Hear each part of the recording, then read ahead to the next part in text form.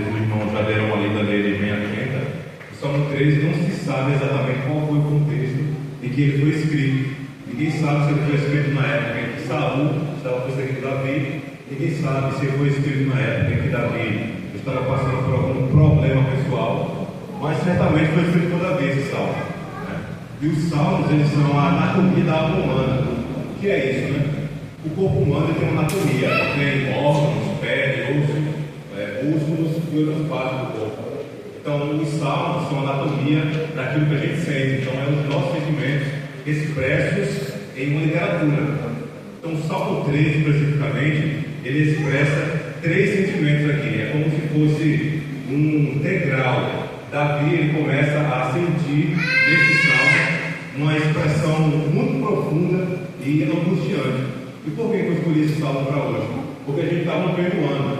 E talvez nesse ano, cada um de nós aqui tenha passado por provações, dificuldades, e só Deus sabe que cada um passou.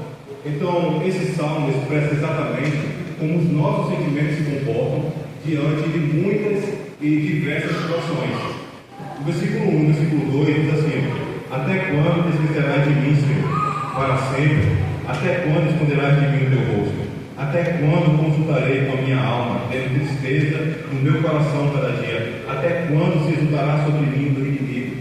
Veja que Davi repete assim, ó: até quando, até quando, até quando, até quando? Isso é como se Davi tivesse com uma depressão. A ideia do hebraico, no original, é que a Bíblia, no Antigo Testamento, ela foi escrita no hebraico. Lá no hebraico, a ideia desse texto aqui é como se Davi estivesse dentro do oceano, lá na parte mais profunda do oceano. E na parte mais profunda do oceano, ninguém sabe exatamente o que pode encontrar lá. Mas uma coisa é certa: não tem luz. E se não tem luz, certamente a qualidade da vida é muito pouca, é uma vida muito fraca. E a pressão atmosférica é muito grande lá embaixo. Então o sentimento de Davi é de dor, angústia, depressão, sofrimento. Certamente o problema de Davi estava fazendo ele duvidar de Deus. E talvez, meus irmãos, nós tenhamos essa tendência, duvidar de Deus por conta das dificuldades que muitas vezes sobrevêm sobre nós. Não é que Deus se esqueceu de nós, não é que Deus esqueceu de nos dar a sua promessa. Somos nós que duvidamos muitas vezes que Ele vai cumprir o tempo exato que Ele prometeu. E aqui no versículo 3 e 4, Ele troca esse sentimento. Ele troca o sentimento de angústia e depressão por um sentimento de esperança. Então não é mais aquele Davi que estava no fundo do oceano.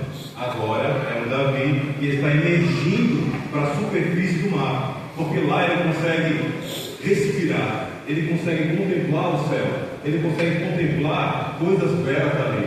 Então perceba, irmãos, que Deus, Ele trabalha na nossa vida em momentos difíceis. Naquelas situações, muitas vezes, a gente acha que não tem mais jeito. A gente acha que Deus não está mais olhando para nós, não está mais cuidando de nenhum de nós aqui. Mas esse Deus promete para nós uma vida eterna. É isso que Ele fala no versículo 13. Atenta para mim e ouve, Senhor, meu Deus, ilumina meus olhos para que eu não durma o sono da morte. Para que o meu inimigo não diga, prevaleci contra ele, e os meus adversários não se alegrem, vendo eu a vacilar. Então ele começa aí a ter um vislumbre do que é a esperança de ter um Deus. Então, irmãos, se eu estou sofrendo, se eu estou padecendo dificuldades, a minha esperança não pode ser uma pessoa que vai me dar livramento. Não pode ser o dinheiro que eu vou receber amanhã ou depois de amanhã. Não pode ser governantes ou quaisquer tipo de coisa. Deve ser a única esperança para toda a humanidade, a salvação. A salvação